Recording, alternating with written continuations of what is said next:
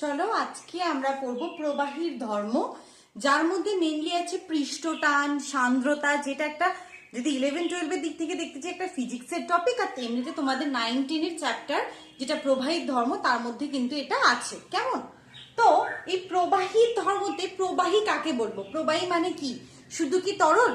একদমই না।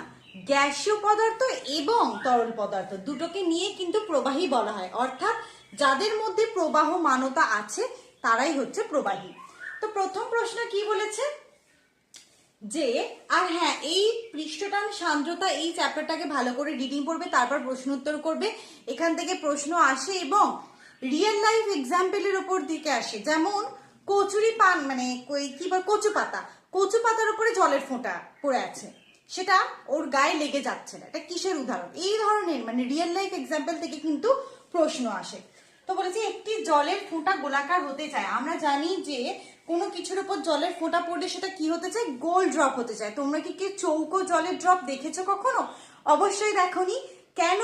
কারণ যে বিভিন্ন শেপ হয়, সেটা ট্রায়াঙ্গেল অর্থাৎ ত্রিকোণ যদি হয়, কিউব যদি হয়, ট্রায়াঙ্গেল যদি হয়, না ট্রায়াঙ্গেল বলতে ত্রিকোণ যেটা, রেক্ট্যাঙ্গেল যদি হয়, স্কোয়ার যদি হয়, এগুলো সবের মধ্যে স্ফিয়ার বা যে গোলক তার সারফেস এরিয়া অর্থাৎ কি মানে তার পৃষ্ঠতলের ক্ষেত্রফল হচ্ছে সব থেকে কম, আর এটা প্রবাহীর টেন্ডেন্সি যে সে সব থেকে কম পৃষ্ঠতলের ক্ষেত্রফল অ্যাটেন্ড করতে চায়। তাই জন্য জলের ফোঁটা কি হতে চায়? গোলাকার হতে চায়। আর এটা কিসের উদাহরণ? পৃষ্ঠটানের উদাহরণ। ঠিক আছে। আচ্ছা, পৃষ্ঠটান ব্যাপারটা কি না, যে ধর্মের জন্য প্রবাহী সবসময় কি করে না, কম সারফেস এরিয়া যুক্ত একটা আকার ধারণ করতে চায়, সেটাই হচ্ছে পৃষ্ঠটান। এটাকে ইংরেজিতে কি বলে? Surface tension. আর সান্দ্রতাকে কি বলে? সান্দ্রতাকে বলে ভিসকোসিটি। তাহলে ভিসকোসিটি কি না, তরলের মধ্যে অনেকগুলো তরল তল আছে, একটা তল অপর তলকে যখন তার বিরুদ্ধে গতিশীল হতে চায় তখন আরেকজনকে কি বাধা দিতে চায়। এই যে একজন আরেকজনের গতির বিরুদ্ধে বাধা দিচ্ছে সেটাই হচ্ছে সান্দ্রতা। তাহলে কি না, যার গতি এই যে বাধা দেওয়ার ক্ষমতাটা সব থেকে বেশি সে তত বেশি সান্দ্র। যেমন জল অপেক্ষা মধু বেশি সান্দ্র। আর সব থেকে বেশি সান্দ্র কে বলতো? আলকাতরা। মানে ওর যে একটা তলের সাপেক্ষে অন্য তলের গতি প্রায় নেই বললেই চলে। ঠিক আছে, প্রচন্ড গাঢ়, ডেন্সিটি বেশি হবে। কেমন? তো এই একটা প্রশ্ন থেকে আমরা এত কিছু জানলাম, এত কিছু কিন্তু মনে রাখবে। পরীক্ষাতে বলা যায় না যে কোন জিনিস থেকে কখন প্রশ্ন দিতে পারে। আচ্ছা, দ্বিতীয় নম্বর প্রশ্ন কি না, একটি আজকের ক্লাসটা শেষ হতে দেবে, ভীষণ ইন্টারেস্টিং প্রশ্ন আছে, আর আমি কনসেপ্ট ক্লিয়ার করিয়ে দেবো তোমাদেরকে। ঠিক আছে, একটি তরল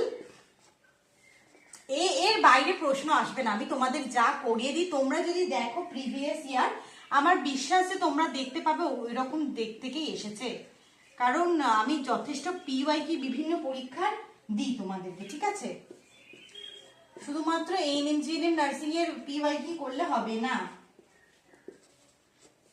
আচ্ছা, আমরা যখন পরীক্ষা দিই তখন তো আমরা পিওয়াইকি পাইনি, আমরা তো প্রথম বছর দিয়েছিলাম মানে 2021-এ। তাহলে আমরা কিভাবে পেলাম? কারণ শুধুমাত্র তোমাকে পিওয়াইকি থেকে তুমি একটা ধারণা পেতে পারো, কিন্তু সেটাই কিন্তু সর্বোচ্চ নয়। কেমন?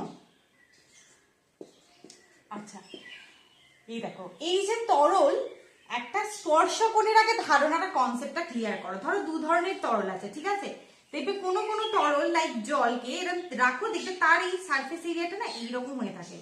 আর পারদ, এটা হচ্ছে জল, যদি পারদকে রাখো না, পারদ কেমন হয়ে থাকবে জানো? এইরকম হয়ে থাকে। তো কোনো একটা পাত্রের মধ্যে যখন তুমি একটা পদার্থ, তরল পদার্থ রাখছো, সেই পাত্রটাকে যেখানে ছুঁয়ে আছে, ঠিক আছে, এই যে অ্যাঙ্গেলটা, এইটা হচ্ছে স্পর্শক কোণ। আর এর ক্ষেত্রে কি? এর ক্ষেত্রে হবে এই অ্যাঙ্গেলটা। দেখি কোন অ্যাঙ্গেলটা বড় মনে হচ্ছে? এটা। তো এটার ফর্ম মানে থিওরিটা কি, যে 90 ডিগ্রির কম অ্যাঙ্গেল করবে না, যা কম অ্যাঙ্গেল করছে এই যে জল, সে পাত্রকে ভেজায়। আর যে এই যে 90 ডিগ্রির বেশি অ্যাঙ্গেল করে দেবে, অর্থাৎ এটাকে আরো একটা বলে অবটিউজ অ্যাঙ্গেল করবে, বড় অ্যাঙ্গেল করবে, সে কিন্তু এই যে এটাকে মানে যার পাত্রের মধ্যে রাখা আছে সেই তলকে ভেজায় না। তুমি জলের মধ্যে হাত দাও, হাত ভিজে যাবে। পারদের মধ্যে হাত নাও, হাতে পারদ নাও, দেখবে হাতটা ভিজে যায় কিনা? ভিজবে না, কারণ তার ক্ষেত্রে স্পর্শক কোণ হচ্ছে কি না 90 ডিগ্রির বেশি। তো এটা হচ্ছে স্পর্শক কোণের ধারণা। এবং এর ক্ষেত্রে কম, এর ক্ষেত্রে বেশি। আচ্ছা, স্পর্শকোণ এই যে কার কার উপর নির্ভর করে? স্পর্শকোণ নির্ভর করে কি পদার্থ মানে যাতে রাখা হচ্ছে আর যেটা রাখা হচ্ছে তার উপর। যেমন কাঁচের উপর জল রাখো, কাঁচকে ভিজিয়ে দেবে, কিন্তু কচু গাছ, তাহলে বারবার কচুরি পানা বলছি, কচু গাছের উপর জলকে রাখো, সে ভেজাবে না। তাহলে কিসের উপর রাখছি? পাত্র এবং কি রাখছি সেটা ডিপেন্ড করে। আচ্ছা, এই যে পারদ, এর উপরে গ্যাসীয় পদার্থ আছে নাকি আরো অন্য কোনো লিকুইড আছে তার উপর নির্ভর করে। আচ্ছা, এই জলটা সেটা পুরোপুরি বিশুদ্ধ জল নাকি এর মধ্যে অপদ্রব্য আছে তার উপর কিন্তু নির্ভর করে। তো এত কিছু বিষয়ের উপর স্পর্শকোণ কিন্তু নির্ভর করে তার রেজাল্ট দেয়। কেমন? আচ্ছা, বলেছে যখন জলের কণা, 3 নম্বর প্রশ্ন দেখবো, ওখানে তোমাদের অঙ্ক অনেক সময়টা আছে, যদিও তোমাদের 19 অতটা অঙ্ক নেই, তবে যারা ফিজিক্স পড়েছে অনেক অঙ্ক করে থাকবে। তো একটা বড় জলের বিন্দু, সে কি হচ্ছে না অনেকগুলো কণায় বিভক্ত হয়ে যাচ্ছে।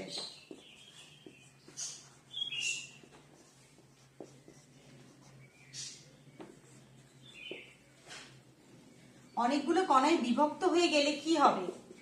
হয়ে গেলে দুটো জিনিস হয়। হ্যাঁ, এটা মনে রাখবে, এগুলো কিছু কিছু জিনিস মনে রাখবে। একটা বড় বিন্দু, তা থেকে আমি অনেক ছোট ছোট ছোট ছোট ছোট ছোট বিন্দু পাচ্ছি। হ্যাঁ, তাহলে তোমার কি হবে না ক্ষেত্রফল, পৃষ্ঠতলের যে ক্ষেত্রফল সেটা হচ্ছে বাড়বে, আর তাপ হবে কি উল্টোটা, তাপ হবে শোষিত। এই দুটো জিনিস কিন্তু হবে। ঠিক আছে, এটার ফর্মুলা দিয়ে অঙ্ক পাবে, দেখবে সেই 4πr², এরকম করি না আমরা অঙ্কগুলো। 4πr² সমান কতগুলো ধরে নি x সংখ্যক হয়েছে, তাহলে 4π, এটা স্মল আর স্কোয়ার, এর ছোট আরটা এর ব্যাসার্ধ, বড় আরটা এর ব্যাসার্ধ। ঠিক আছে, দিয়ে আমি ধরো এর ব্যাসার্ধ দেওয়া আছে এটা বার করতে দেয়, বা এর দেওয়া আছে এটা বার করতে দেয়, কতগুলো কণায়, বা কখনো কখনো এদের দুজনের ব্যাসার্ধ দিতে কতগুলো কণায় বিভক্ত হয়েছে সেটা কিন্তু বার করতে দেয়। জাস্ট এই অঙ্কগুলো কিন্তু এখান থেকে আসে, কিন্তু তোমাদের আপাতত দেখিনি আমি, পরীক্ষা এসেছে বলে, যদি থাকে আমি পিওয়াই কি করাবো করিয়ে দেবো। আচ্ছা, ধারারেখ প্রবাহ, অশান্ত প্রবাহ, এই কনসেপ্টটা ক্লিয়ার আছে? অবশ্যই থাকার কথা, পড়েছো তোমরা। তো বলো, অশান্ত প্রবাহের ক্ষেত্রে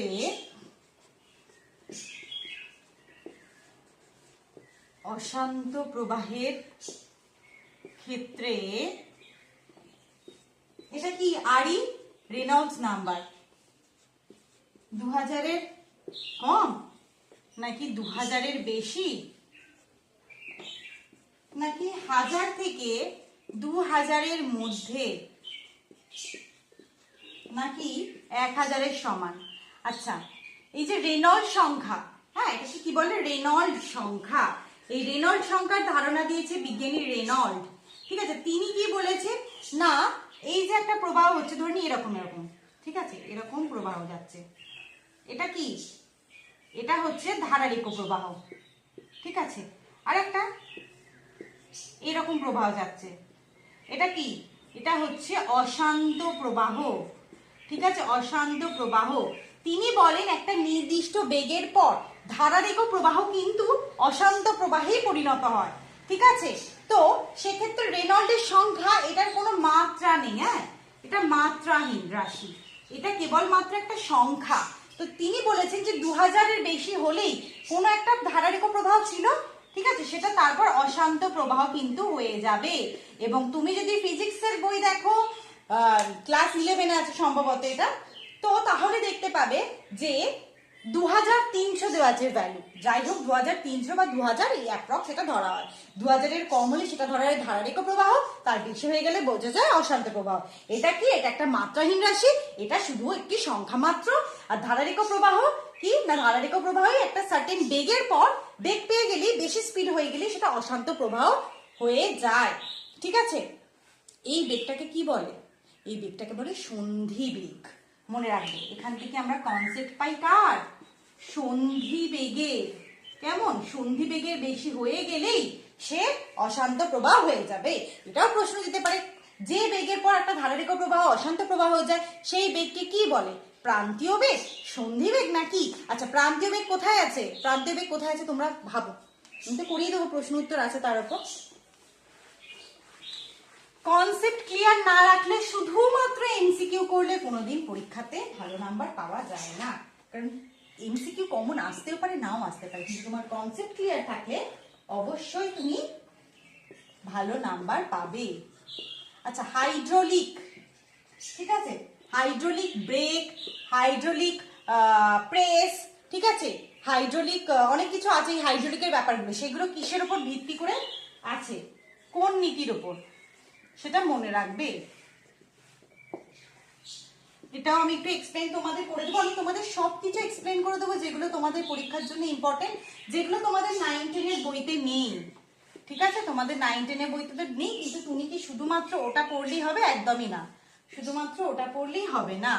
আচ্ছা, এগুলোর মধ্যে দেখো, আমি প্রথমে বলি বয়েল সূত্র তো আমরা গ্যাসের আচরণ যারা করেছো ক্লাস বা করনি আগে করে নেবে। গ্যাসের আচরণ যথেষ্ট ভালো করে প্রত্যেকটা জিনিস খুঁটিয়ে খুঁটিয়ে ধরে ধরে এমসিকিউ করিয়ে দিয়েছি। ওখান থেকে যদি করো তোমার কনসেপ্ট পুরো ক্লিয়ার। নিউটন রিলেটেড নয়, বয়েল রিলেটেড না, টরিসেলি তো চাপ রিলেটেড, ও নয়, হবে পাস্কাল। এবার বলি পাস্কাল নীতি কি। ও বলছে P1 = P2। দেখবে যেখানে গাড়ি কি বলে যারা গাড়ি সারায়, যেখানে গ্যারাজ, তাই তো, সেখানে এরকম থাকে, হ্যাঁ, এখানে থাকে গাড়ি, এরকম জিনিসটা থাকে, এখানে থাকে একটা ধরনের সামথিং একটা বড় গাড়ি।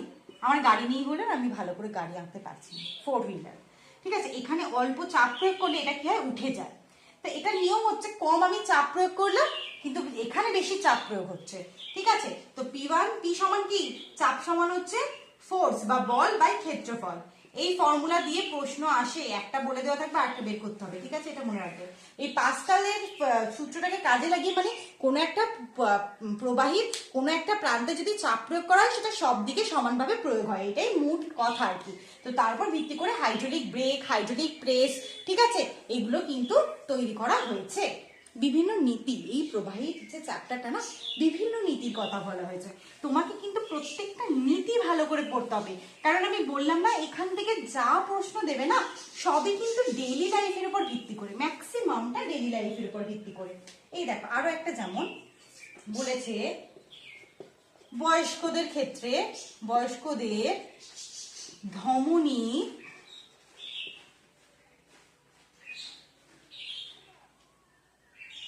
সরু হয়ে যায়, ঠিক আছে, সরু হয়ে যায় এবং রক্তচাপ বাড়ায়। কিসের জন্য বাড়ায়? কারণটা কি? পাস্কালের সূত্র কি মানার জন্য, নাকি বার্নৌলির নীতি মানার জন্য, নাকি স্টোকসের সূত্র মানার জন্য, আর নাকি আর্কিমিডিসের সূত্র মানার জন্য? দেখো এটার আনসার হবে না বার্নৌলির নীতি মানার জন্য। কারণ এই বার্নৌলির নীতিটা কি, দেখো সেটা বলেছে না, কোন একটা বস্তুর ক্ষেত্রে চাপ শীর্ষ প্লাস বেগ শীর্ষ প্লাস উচ্চতা শীর্ষ, এটা একটা ভ্যালু আছে উচ্চতার চাপের, সমান কি, সমান হচ্ছে ধ্রুবক। আচ্ছা, যত বড় হয় না, মানে বয়স্ক হয় মানুষ, তাদের যে ধমনী আছে, বিভিন্ন ধরনের ট্রাইগ্লিসারাইড হোক, ফ্যাট হোক, ঠিক আছে, বা কেউ যদি খুব নেশা করে, ঠিক আছে, তাদের ক্ষেত্রে আথেরোস্ক্লেরোসিসের জন্য হচ্ছে কি না, যে পরিমাণ ধরো ধমনীটা যে পরিমাণ ছিল তার থেকে কি হয়ে যায়, সরু হয়ে যায়, ন্যারো হয়ে যায়, কারণ এখানে এখানে জমতে থাকে দুদিকে ট্রাইগ্লিসারাইড গুলো। তখন কি হচ্ছে, এটা কি চাপ শীর্ষ, এর মানে কি একটা বাড়লে একটা কমবে, এখানে উচ্চতা শীর্ষ কোনো রোল নেই এর ক্ষেত্রে কি হচ্ছে না, যখনই চাপ বেড়ে যাচ্ছে এর মধ্যে থেকে, কেন, কারণ রক্তটা তো ফ্লো হচ্ছে, তাই তো, রক্ত তো ফ্লো হবে, কিন্তু জায়গা পাচ্ছে না, তাহলে চাপ বেড়ে যাচ্ছে। তার মানে কি, এ যখন চাপ বেশি দিতে চাইছে, তাই তো, বেশি জোরে এ যেতে পারছে না, বেগটা বেশি ফ্লোটা করতে পারছে না, যখনই ফ্লো কমে যাবে তখন কি হয়ে যাবে, চাপ বেড়ে যাবে, তাহলে কি হয়ে যায়, রক্ত বারবার চাপে সে ফ্লো করছে, বারবার আমাদের যে অলিন্দ নিলয় এগুলো আছে বেশি প্রেশারাইজ করে রক্তটাকে কি আমাকে যেন তেন প্রকারে বডিতে ফ্লো করতে হবে, তখনই কি না রক্তচাপ বেড়ে যাচ্ছে। এটা কিন্তু বার্নৌলির উপপাদ্য। আচ্ছা, আরো বার্নৌলির নীতি অনুযায়ী অনেক উদাহরণ আছে, যেমন যখন খুব দ্রুত ঝড় হয় তখন কেন ঘরের চাল উড়ে যায়, কেন না ঘরের চালের নিচে যে চাপটা থাকে সেটা কম চাপে থাকে, আর চালের উপর দিয়ে যে বাতাস যাচ্ছে সাইন সাইন করে সেটা চাপ অনেক বেশি থাকে, তাহলে যখন উপরের চাপ অনেক বেশি নিচের চাপ অনেক কম, কি হয়, তখন সেটাকে উড়িয়ে নিয়ে চলে যায়। কেমন, তো সরি উপরের চাপটা হচ্ছে কি কমে যায় আর নিচের চাপটা বেশি থাকে, সেই জন্য উড়িয়ে নিয়ে চলে যাচ্ছে। কেন? কারণ এখানে যে হাওয়াগুলো বইছে প্রচুর স্পিডে, তারা কি ওখানে দাঁড়িয়ে চাপটা দিতে পারছে? তাদের তো সব তারা গতি, সে গতি নিয়ে চলে যাচ্ছে, তখন এই ভিতরের চাপটা স্থির, তার মানে কি একটা কনস্ট্যান্ট চাপ আছে, সে চাপ দিলে উড়ে যাচ্ছে। চলন্ত ট্রেনের আশেপাশে দাঁড়ানো উচিত নয়, সেটাও কিন্তু বার্নৌলির উপপাদ্য অনুযায়ী। কারণ যখন ট্রেন যাচ্ছে প্রচুর জোরে, সেখানে বায়ুর চাপ থাকছে, তার মানে কি সেখানে চাপ কমে যাচ্ছে, আর বাইরে মানে আশেপাশের চাপ তখন কি করবে, তুমি যদি ট্রেন যাচ্ছে পাশে থাকো, সেই বাতাসগুলো এসে তোমাকে ধাক্কা দেবে, মানে ট্রেনের দিকে ধাক্কা দেবে। তো সেই জন্য বলে চলন্ত যখন দুরন্ত যায় বা বন্দে ভারত যায় এখন, তখন কি একদম স্টেশনে দূরে থাকবে, যখন ট্রেনটা যাবে তার থেকে দূরে থাকবে। তো এগুলো কিন্তু সবই হচ্ছে বার্নৌলির উপপাদ্য। আচ্ছা, সন্ধিবেগ আর প্রান্তীয় বেগ নিয়ে তোমাদের একটা কনসেপ্ট এবার আমি একটু বলি, হ্যাঁ, তাহলে তোমাদের ওই কনসেপ্টটা হয়ে যাবে। সন্ধিবেগটা আমি বলে দিয়েছি, প্রান্তীয় বেগ কি বলতো, যখন না একটা সান্দ্র তরল, এটা ধরে না একটা সান্দ্র তরল, ঠিক আছে, এর মধ্যে আমি একটা ধরনের গোল বল ফেলছি আর সে নিচের দিকে পড়ছে, তো কি হবে না, এই রিলেটেড যে সূত্র দিয়েছে সেটা হচ্ছে স্টোকসের সূত্র। কেমন? স্টোকসের সূত্র, সেটা কি না, F equals to 6 pi eta r v, ঠিক আছে, F equals to 6 pi eta r v। আচ্ছা, এই যে এটা পড়ছে উপর থেকে নিচে, কেমন, তো জানবে যে কোন একটা পদার্থের যখন নিজেদের মধ্যে যে আকর্ষণ বল তাকে বলা হয় সংশক্তি। সংশক্তিটা তালবস্যা দেয় কি দিয়ে দেয়, দন্তস্বয় দেয় বলে, সংশক্তি আকর্ষণ বল। আর এর সাথে এই যে তরলের যে অ্যাট্রাকশন ফোর্স, মানে নিজের সাথে অন্য ধর্মের পদার্থের, নিজের আর অন্যের মধ্যে যে আকর্ষণ বল, সেটা হচ্ছে আসঞ্জন বল। ঠিক আছে, তো কি হচ্ছে এখানে না, যখন এটা উপর থেকে নিচে পড়ছে, এর গায়ে তো অনেক তরল আছে, তাহলে তাদের মধ্যে একটা আসঞ্জন বল ক্রিয়া করছে, তখন এর গায়ে লেগে থাকা লেয়ারটাও কি এর সাথে নিচে আস্তে আস্তে পড়তে থাকবে। কিন্তু এই যে আশেপাশের যে তরল প্রবাহী, তাদের সাথে তো লেগে নেই, তাহলে ওরা তো স্থির ছিল, স্থিরই থাকবে, তাহলে এর গতি নিয়ে পড়ছে, ওরা স্থির আছে, তার মানে কি একে অপরের বিরুদ্ধে যাচ্ছে, একটা ঘর্ষণ বল উপর দিকে ক্রিয়া করছে, এর মধ্যে একটা ঘর্ষণ বল উপর দিকে ক্রিয়া করছে, তখন এটা অভিকর্ষজ ত্বরণের প্রভাবে নিচে দিকে নামছিল, বাট এর বিপরীতধর্মী ঘর্ষণ বলের প্রভাবে ও আর ত্বরণ নিয়ে নামতে পারছে না। তাহলে কি নামবে না? হ্যাঁ নামবে, কিন্তু স্থির বেগে নামতে থাকবে।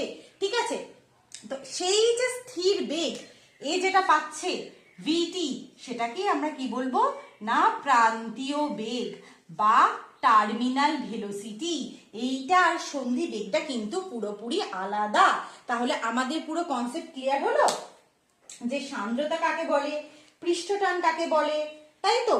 আচ্ছা, এগুলো আর একটা জিনিস মনে রাখবে যে তাপমাত্রা বাড়লে সান্দ্রতা কি হয়, কেমন না, সান্দ্রতা ও তাপমাত্রার সম্পর্ক, এটা মনে রাখবে, তাপমাত্রা বাড়লে তরলের সান্দ্রতা কি হবে, উল্টো কমবে। তাহলে তাপমাত্রা বাড়লে তরলের সান্দ্রতা কমবে, কিন্তু প্রবাহী কি তরল একা? একদমই না, গ্যাসও তো তাই প্রবাহী, কিন্তু গ্যাসের সান্দ্রতা বাড়বে, এইটা কিন্তু মনে রাখবে। এই প্রশ্ন কিন্তু তোমাদের একটা পিওয়াইকিউতে এসেছিল। আমি তো শুধুমাত্র তোমাদের নার্সিং এর বই দেখি না, আমি নিটের বইও দেখি, ঠিক আছে, কারণ নিটের বিভিন্ন পিওয়াইকিউ থেকে তোমাদের প্রশ্ন দিয়ে দেয়, WBJE, ঠিক আছে, জেনপাস থেকে দেয়। তো তাপমাত্রা বাড়লে তরলের সান্দ্রতা কমবে আর গ্যাসের সান্দ্রতা বাড়বে। তাহলে তোমরা বলো, তোমাদের কি আর কোনো সান্দ্রতা আর পৃষ্ঠটান নিয়ে সমস্যা আছে? তোমরা জানিও যে আমার ক্লাস কেমন লাগছে, যদি কোনো সমস্যা থাকে আমি অবশ্যই আর তোমাদের মতো করে করানোর চেষ্টা করব, কেমন? আর তোমরা আমাদের নার্সিং যোদ্ধা সিরিজটা দেখতে থাকো। এখানে আমি তোমাদের এই মাসের মধ্যে, অর্থাৎ তোমার মে মাসের মধ্যে সমস্ত চ্যাপ্টার ওয়াইজ কিন্তু প্রশ্ন উত্তর প্লাস কনসেপ্ট ক্লিয়ার করে দেওয়ার চেষ্টা করছি। আর যদি ক্লাসটা ভালো লেগে থাকে এবং চ্যানেলে নতুন হয়, অবশ্যই চ্যানেলটাকে লাইক শেয়ার সাবস্ক্রাইব করে দাও। ততক্ষণ অবধি পড়তে থাকো, ভালো করে জল খাও, সুস্থ থাকো, মন ভালো রাখো। যদি খুব ফ্রাস্ট্রেটেড লাগে যোগা করো, পড়াশোনা করতে থাকো। দেখা হচ্ছে পরের ক্লাসে, বাই।